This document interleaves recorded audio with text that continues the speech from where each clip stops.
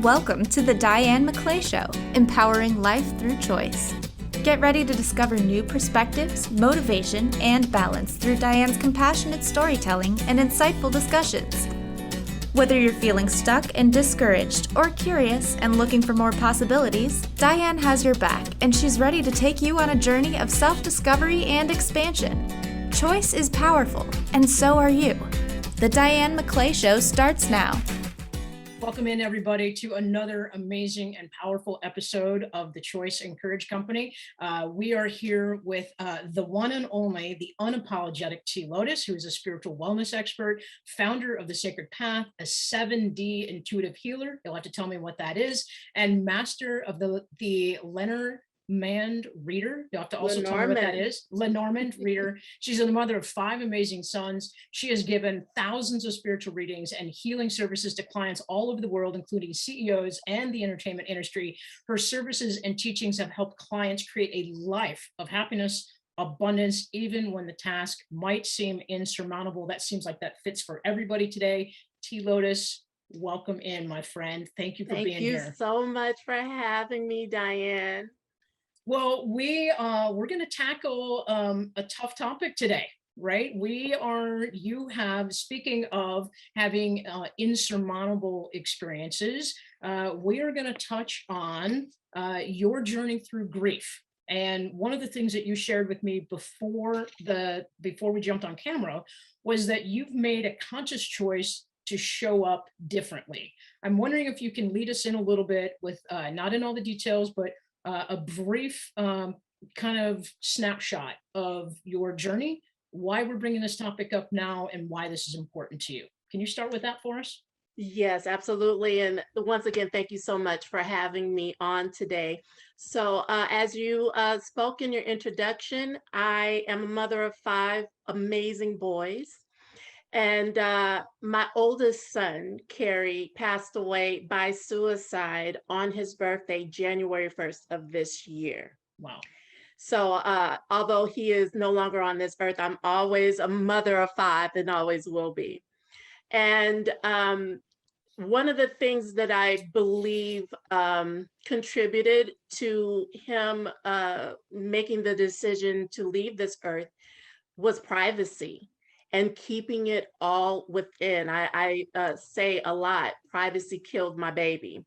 And so in my grief, and it actually happened organically. When he was found, I went live on my page. And from that point on, I've been sharing what grief looks like.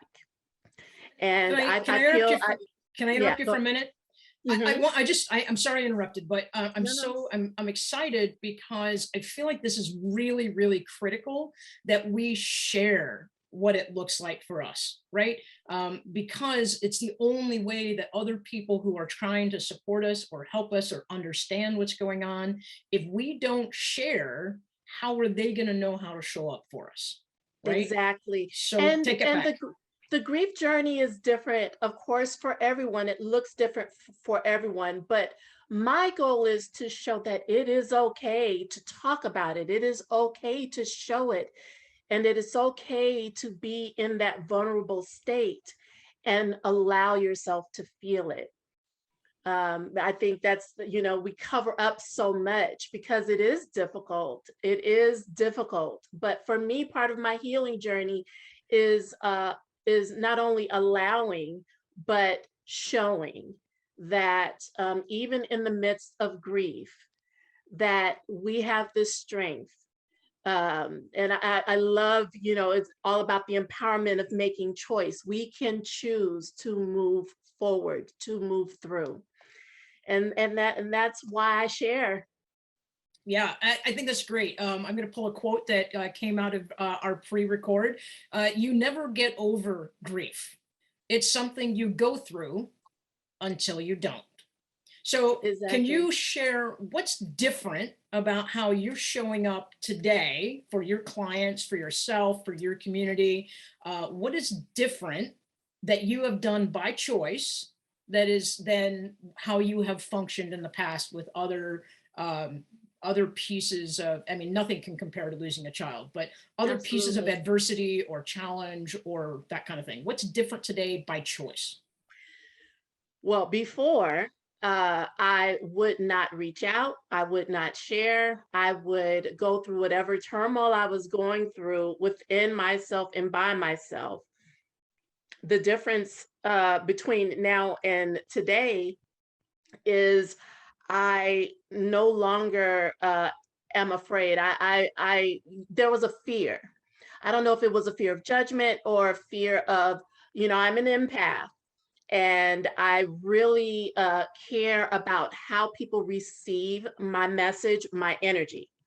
And if I am in a low vibration, it could be grief, it could be anger, it could be anything. But if I'm in a low vibration, I try to avoid as much as possible bringing people down with me. But what I've learned is that that's not the case. By sharing, by being open to receive the love, the support, and the understanding, that helps my own grieving journey, my own healing, but it also helps the other person, the people who hear me. And so that's the difference. Before, closed up, I wouldn't share. No one knew what, this smile, no matter what I was feeling, you would see this smile. But today I can tell you, you'll see this smile, but right under this smile is the emotion, is the turmoil, and I'm not afraid to say it anymore. Well, I think that takes a lot of courage. And I want to just take a minute. I want to have the audience hear that. I'm not afraid to say it anymore, right? That is powerful. So when you can say it to yourself, that's one thing. When you can say it to someone else, that's even more powerful. But when you can sell it, I mean, put it out there so that the world buys it, you buy it, and you move forward as a result of it. That to me feels like that's kind of 7D healing, isn't it? That's on such another level, right? It is on another level. It is where I feel we all should be. Everyone should be open to be vulnerable and not be afraid. Now you've told me you claimed the title of being unapologetically T.Lotus, and there's some attitude with that, and I totally appreciate that. What does that mean to be unapologetic, whether you're T.Lotus or not, in terms of grief and in terms of the path of resilience that grief forges? What does that mean? Well, I can tell you, my grief journey has led me to create a platform, my own podcast. And on that podcast, I will talk about the hard shit. Like right now, I just said shit, and I'm a minister, by the way, and so a lot of people will have problems with that. Oh my gosh, please don't. No, I'm unapologetic. If it comes out, it comes out because it's real. And to me, that's freedom. So I had, living unapologetically is freedom for me.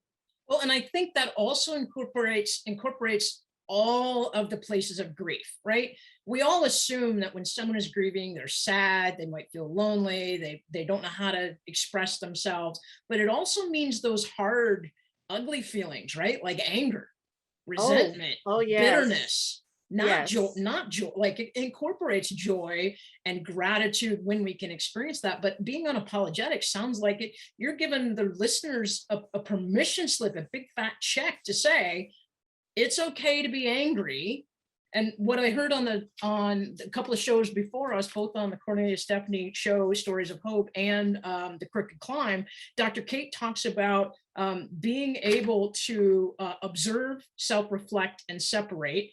And then on Cornelia's show, we talked about what if we take time to make a new ritual. Totlin Oliver actually mentioned that to Cornelia. So speak to that a little bit about when you're feeling angry, resentful, bitter, all those lower vibrational energies. What do you do? What do you suggest to our audience to be unapologetic So and interesting but to because work through that?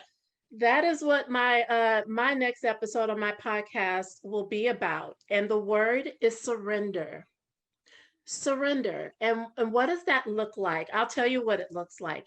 Um, Remember what I told you in the past I wouldn't share. On my page a couple of days ago, I posted a meme that says, I am somewhere between giving up and seeing how much more I can take. Nice. And and that's exactly how I felt at the time. And I think the caption was, I'm exhausted. I am just exhausted. And in the past, I wouldn't do it. But guess what happened when I did that? All the love was poured into me from my Facebook family, all all the love. And that was exactly you also. You poured love into me. And so and then that helps me radiate out more love. So what it looks like is just taking away the fear. You know, what it looks like is sometimes I weep. This is my firstborn, you know, and I weep, I cry. Sometimes I got a bottle of wine and I feel like just vegging out with a bottle of wine. Sometimes I write. Whatever it is, it's okay. And that's really what I want to show, is that how you choose to grieve is okay, but to share that or to radiate that and being open to receive is a beautiful gift, not only for you but for the other person. I totally agree. And I want to come back to something that Dr. Kate said. Dr. Kate is a member of the Cornelius Stephanie Media Group, and she was on the Crooked Climb, also the world's best with the Cornelius Stephanie Media app. But one of the things she talked about in self-care, and I thought this was brilliant, she said, when something is unsettling, face it, and then find a way to live with it, not live with it, but kind of purge it. That doesn't mean not give it any energy for the rest of its life, but find a way to set it aside or let go. But she actually creates a resentment list. And I've never heard of that, but I thought, wow, how cathartic that could be, is to list your resentments, get them out of your body, get them out of your mind and soul, and then you can look at them and see how you want to deal with it. What do you think about that? I absolutely love that. You know, I always talk about the gratitude list and writing the things that we are grateful for. I also, you know, am a law of attraction life coach. And the very first, what I call prerequisite to manifesting, is to let go of the low vibration, the fears, and the resisting. And so I absolutely love that. Nice. Talk to me a little bit about 7D healing. I haven't heard that term before. So I know 3D. We're starting to get into 5D, 5-dimensional, on the Cornelius Stephanie Media Network and Transformation Talk Radio. Take me through what the 7 Ds of healing are, and then let's talk a little bit about what you help other people with, especially with the grief side. Well, I am a certified a high 7D practitioner. It is a newer modality of energy healing. You mentioned 3D energy modalities like Reiki, like Qigong. A high 7D is, and Mind Body Soul 7D is divine feminine energy from the 7th dimension, where our angels, our spirit guides, and ascended masters reside. And what I do is channel that energy and send to my clients to help align their energy bodies, help them align with their manifestations. It's powerful, it's gentle, but it works on a 7D level. It's what I want to say, it lasts longer and works quicker. Okay. So that's and I attributed 7D healing to my own healing. I would not be here, sitting here, able to do this podcast or talk to you if it were not for 7D healing. And so I help people align their mind, body, and soul so they can create their most incredible life, and help them along their healing journey, whether it's physical, mental, or spiritual. Well, it sounds like you have a lot of ways of helping people attract the answers they need, attract the resolution they're looking for, and attract choice into their lives. Can you give an example of something that of attraction where you have put that into someone else's life?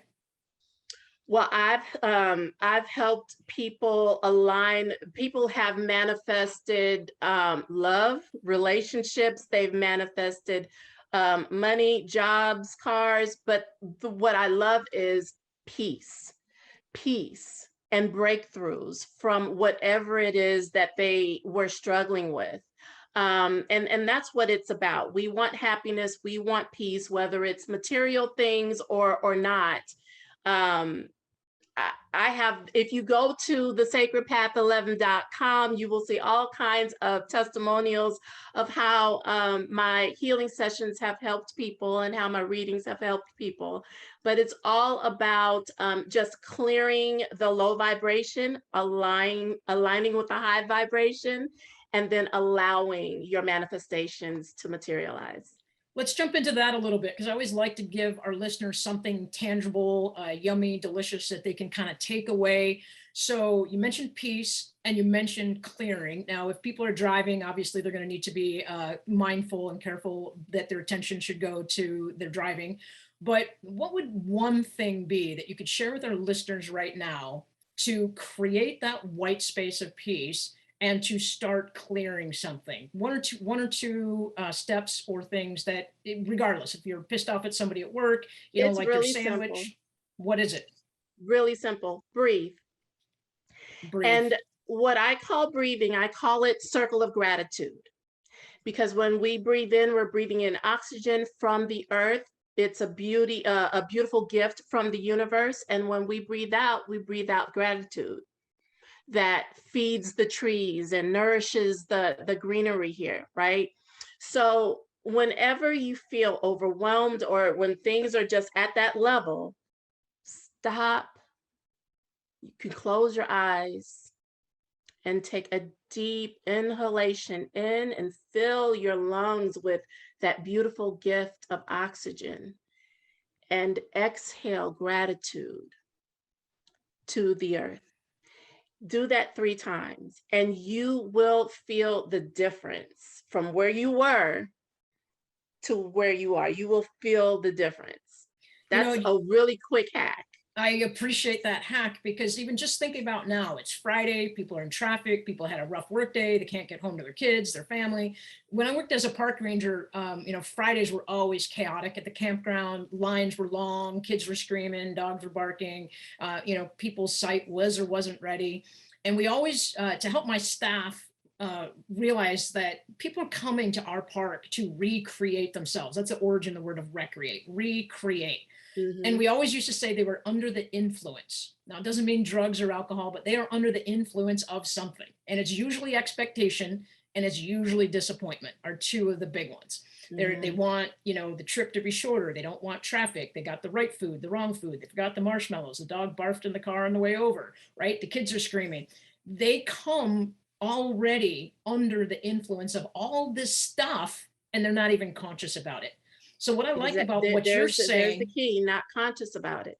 Right. Thanks for interjecting. So like, if you're not conscious about it, what I like about your quick hack, and I love how you put it into a circle of life, a circle of gratitude, is that by breathing for a brief moment, you actually stop thinking about all those things. For a brief moment, your body finds some residual space to expand and step into things. And then for a brief moment, you actually have clarity.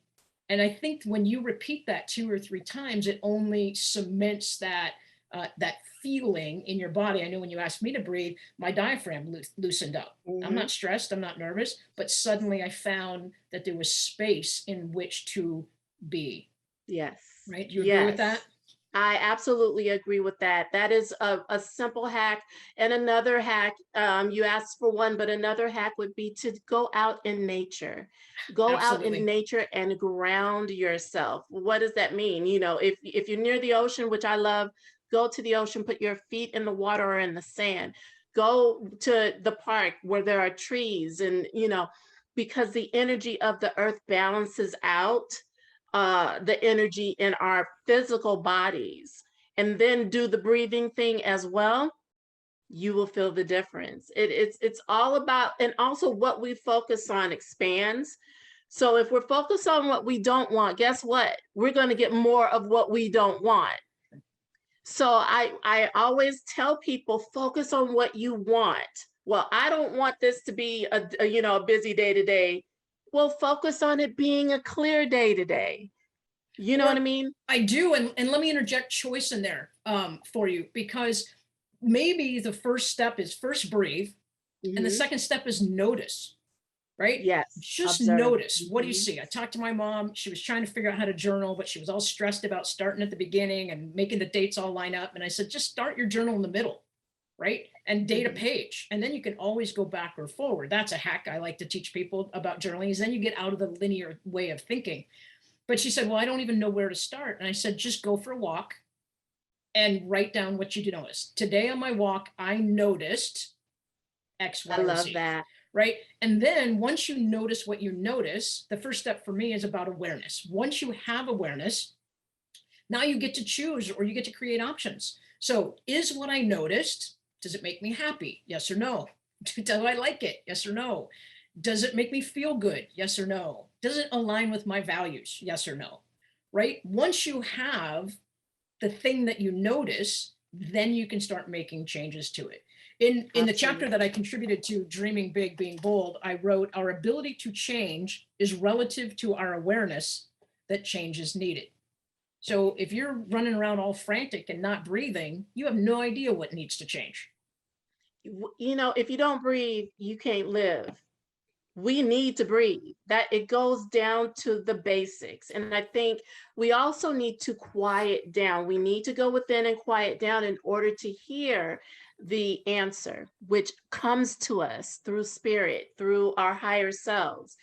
And if we're too busy with our minds just going around in circles on all the stuff we don't want or don't like, we're not quiet enough to get that peace or to hear those answers. So breathing, going out in nature and observing, all of those things help to connect to the answers, help to connect to that peace that we all want.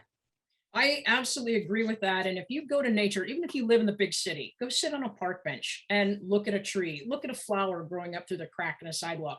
Find a way to connect to nature, even if it seems like nature isn't around you. Because guess what? Nature is everywhere. It's the air you breathe, the sky you look at, it's there. Out here in the Pacific Northwest, we have fir trees. And I remember this one time I went and I laid down in the middle of the forest, and I was upset about a lot of things. But when I was able to focus, first I saw these little pine cones, fir cones, and then I saw 1-inch seedlings, and then I saw like 5-inch seedlings, and I saw 2-foot young trees. And what I realized in that moment is that fir cone, it doesn't worry about if it's going to be a piece of lumber or a house or food for a deer. It just is. So being able It to touch just nature, is. be quiet, and just be sounds like a pretty good way to start choosing your path through grief. Absolutely. It's how I've come to be on this journey of sharing and allowing. First, I have to just be. Yeah.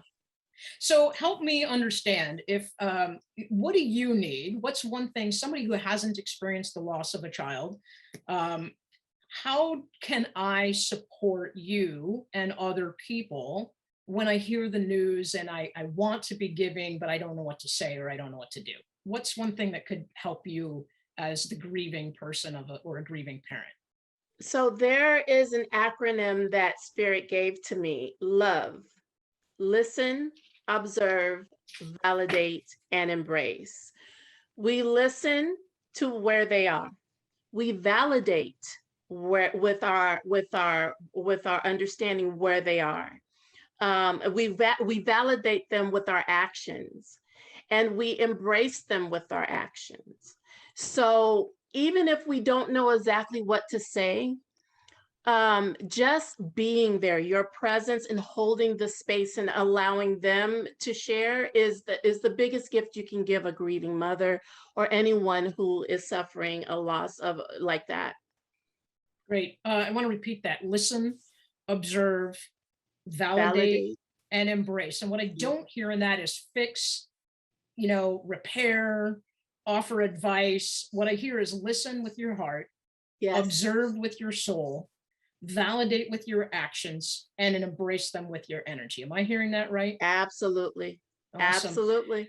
All right. Well, we've got to come back because I think we've barely scratched the surface of grief. Thank you for sharing Kerry's story. Kerry is your son's name. I like to make sure we honor him because this message wouldn't be coming forward if he didn't make the choices that he made, good or bad, right or wrong. We're not judging. But thank you to Kerry for bringing this conversation through you to our audience. How can people get a hold of you to learn more about your story or your services? And then let's talk a little bit about that fun thing called the app, which is now live for everybody to download.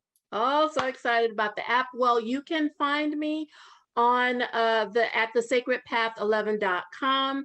All of my services are there. You can also check out my blog. I have a grieving and gratitude series where I write about my grieving journey. I am also on the Cornelius Stephanie Media app, and you can find me there as well. All right. Well, the Cornelius Stephanie Media app is live in your Google and Apple Play stores. We want you to download it. We want you to sign up as an account so you can get all the good information in it.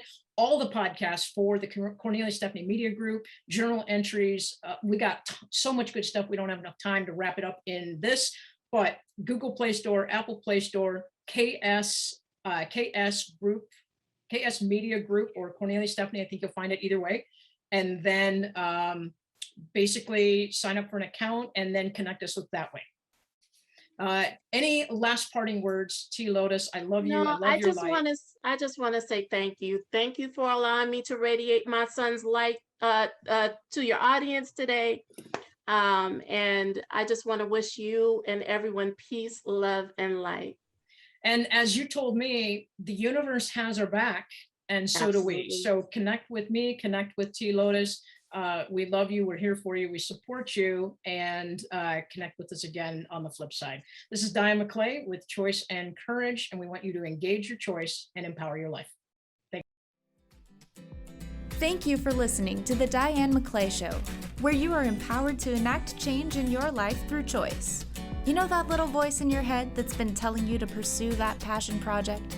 Or maybe it's been screaming for you to go outside and explore the great outdoors. That voice is you, and you deserve to be heard. Listen, make a choice, make a change, and watch yourself grow. For more information about Diane or to work with her personally, visit dianemcclay.com.